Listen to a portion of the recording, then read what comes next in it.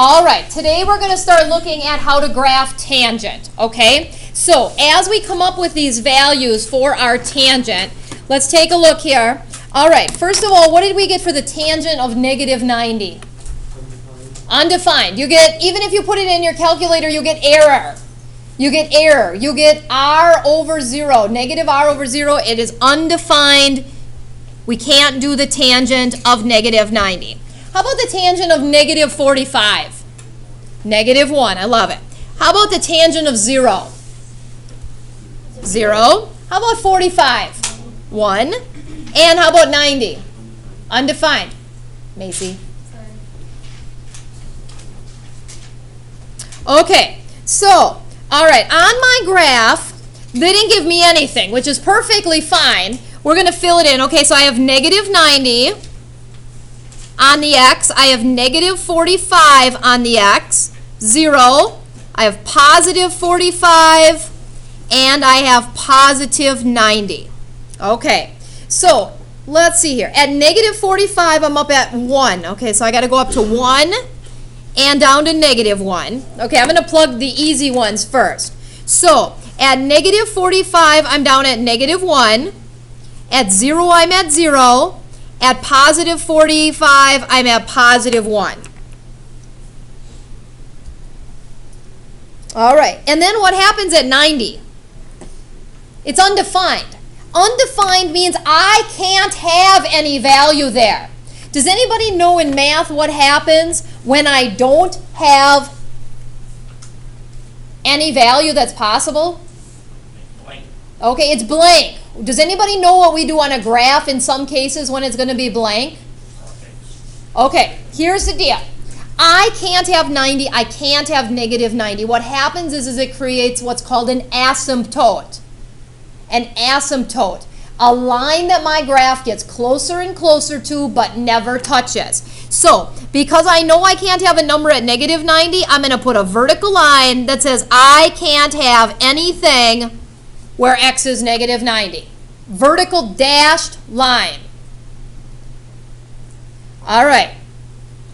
Positive 90 I can't have, so I'm going to put a vertical dashed line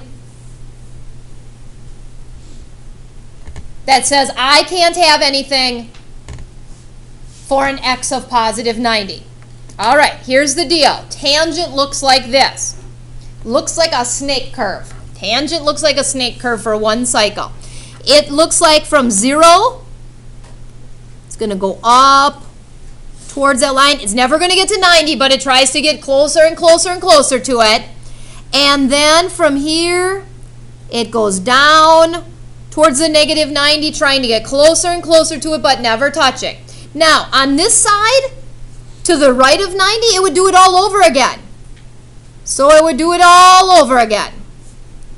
And over here, it would come up and try to touch that horizontal asymptote there, vertical asymptote there at negative 90. So ultimately, what it turns out looking like is this, okay? My asymptotes represent a cycle of the graph of tangent, right? Now, here are my asymptotes. Here are these vertical lines that my graph approaches but never touches. Incidentally, we got some vertical asymptotes here, but we got some here also. They didn't really show up on my graph, but they are here. Okay, tangent. We're looking at y is equal to a tangent of bx. Now, what does the a help me with in sine and cosine? What does a help me with in sine and cosine? Amplitude. Tangent doesn't really have an amplitude, but we still do use that a. Tangent doesn't really have an amplitude, but we still do use that a. What does the b help me with? The period. Well, the b helps me with the period with tangent, but it also helps me with some other things. So the b value helps me because the period is 180 over b. And the vertical asymptotes are at odd multiples of 90 over b.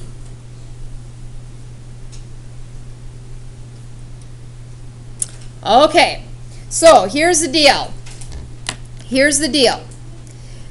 One cycle for tangent actually lies on each side of the y-axis. That doesn't happen with sine or cosine. With sine or cosine, I start at 0 and I go to the right, correct? But tangent ends up to be on both sides of that y-axis. Okay? So what happens is from this vertical line to this vertical line, that's P. That's the period. So this vertical line then, this vertical line, I'm going to go to the right a half a P. And I'm going to go to the left a half a P. So when you think of vertical, what? So it's not a full line. The axis of the dotted line, that's not a full line. So you don't go over one, it's just half. You go half of what P is. Yep. So just a question, just a comment. Just a comment. What are you thinking when you're thinking of a vertical line? What do we think about? Vertical line. Vox, right? We think about Vox. And we know that a vertical line is x equals a number. Well, in this case, it's going to be x is equal to half of the period. And here it's x is equal to negative a half of the period because I go to the left a half. Okay, now one other interesting thing is that when I'm at a quarter of the period, this value, I'm up at A. And if negative a quarter of the period, I'm down at negative A. Okay, so we have 5 very important things that we're going to put on this graph for one cycle of tangent. Okay, hopefully this, my vertical asymptotes. My vertical asymptotes are 2 of the 5 key things that have to be on this graph. So, first of all, my vertical asymptotes, x is equal to, it's going to be 1/2 of the period, and x is equal to negative 1/2 of the period. Then, for some points on my graph, love it, tangent always goes through 0, 0. Tangent always goes through 0, 0.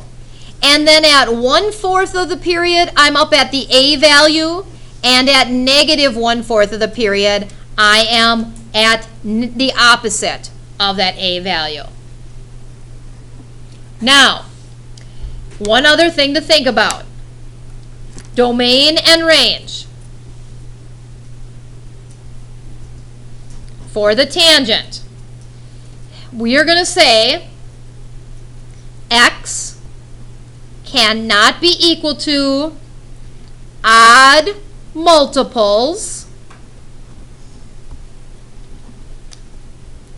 of 1/2 P. My range, what about my y values? What about my y values? Do I have y's that are positive? Sure, up here I got lots of y's that are positive. Do I have y's that are negative? Sure, down here I got lots of y's that are negative.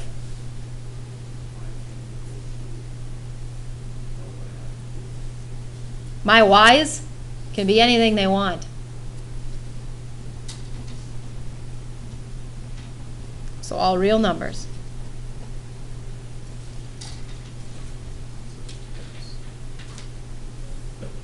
Okay?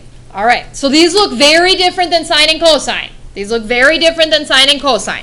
Okay, let's try a couple of them.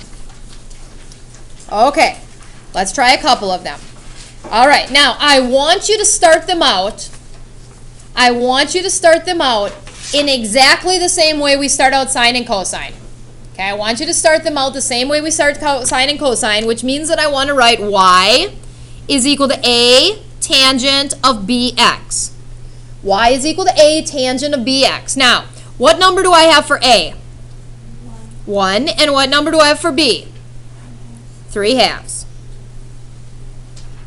Okay, now, think about my A. A reminds me of what? Amplitude. But For tangent, we don't have any amplitude because there's no maximum or minimum. There's none because there's no max or min. But on my graph, if my A is 1, that means that there's going to be a very important point when I go up 1 and when I go down 1 on my graph. There's going to be a very important point that when I go up 1 and when I go down 1. Okay, now, here's the deal. How do I find the period when I'm doing my tangent graphs? 180 divided by B. Okay, it's different. It's not 360 divided by B anymore. It's 180 divided by B. So, that's 180 divided by what number do I have for B? 3/2. Oh my goodness. How do I divide by a fraction? Multiply by the reciprocal. So that's going to be 180 times 2/3. What's 2/3 of 180? 120 degrees. Okay? 120 degrees. But I don't put that anywhere on my graph.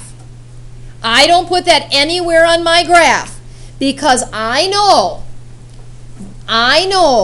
that my vertical asymptotes are at 1/2 of P. All right, so 1/2 of 120 is 60. Okay, so that means that my vertical asymptotes are going to be at x is equal to 60 degrees and x is equal to negative 60 degrees. X is equal to 60 degrees and x is equal to negative 60 degrees. So on my graph, I'm going to go to the right to 60 and I'm going to go to the left to negative 60. Because those are where my vertical asymptotes are, those vertical dashed lines that my graph approaches but never touches.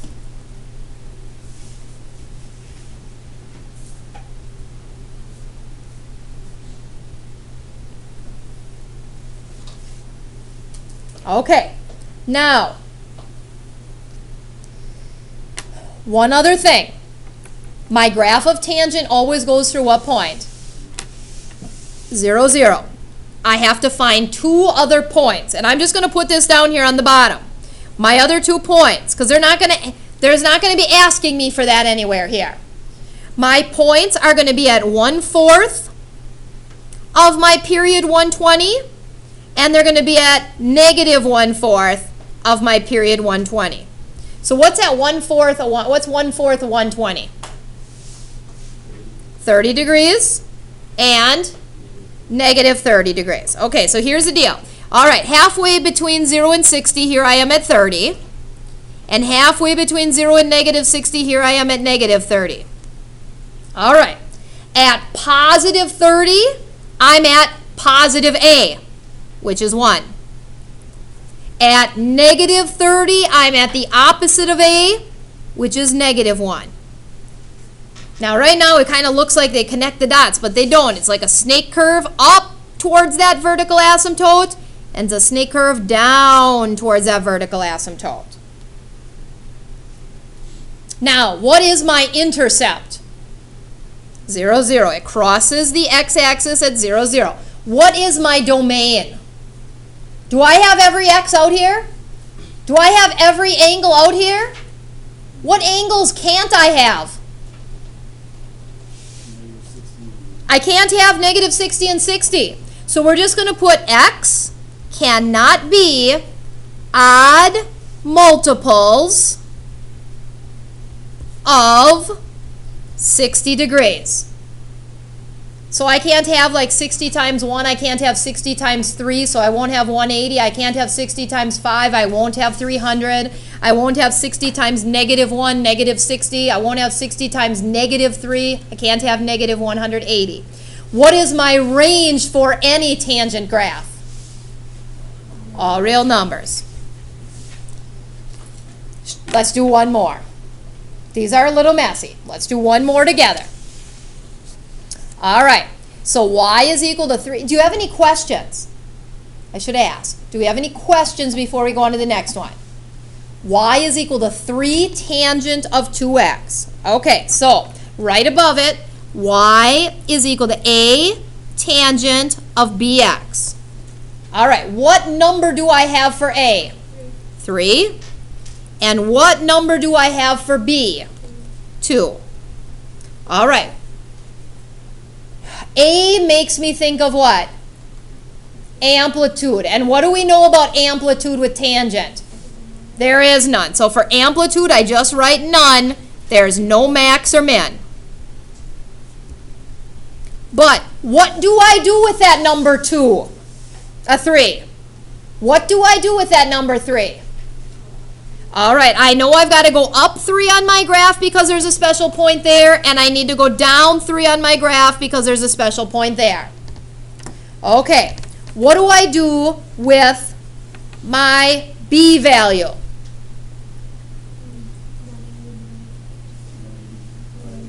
All right, it always helps me to find the period. Okay, the period is 180 divided by b.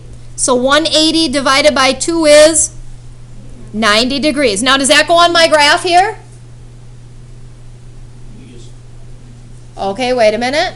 Does that go on my graph for tangent? No, because I know that it's going to help me with my vertical asymptotes, and the vertical asymptotes are half of that. They're half of that. So my vertical asymptotes are half of that p. So half of 90 is 45 degrees. So my asymptotes are at x equals 45 and x equals negative 45 degrees. So I'm going to go to the right 45 degrees and I'm going to go to the left 45 degrees. I'm going to put in those vertical lines that my graph approaches but never touches.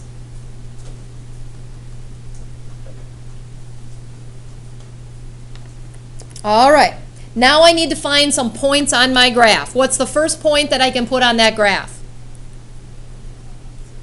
0, 0. It always goes through 0, 0. Okay, how do I find the other 2 points that are going to be on my tangent graph? 1/4 of the p. So 1/4 of 90 is, what is it? 22.5, that's not nice. And negative 1/4 times p, so negative 1/4 times 90 is going to be at negative 22.5. So halfway between 0 and 45 is going to be 22.5. Halfway between 0 and negative 45 is going to be negative 22.5. All right, if my angle's 22.5, what should my y value be? At 22.5, where do I go to on my graph? Up to 3, up to my a value. And where do I go on my graph when I'm at negative 22.5? Down to negative 3. So it snakes up into that asymptote this direction and down into that asymptote this direction.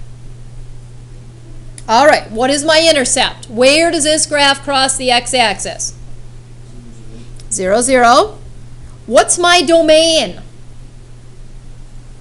Tangent. What's my domain? Anybody got a thought? Try the domain.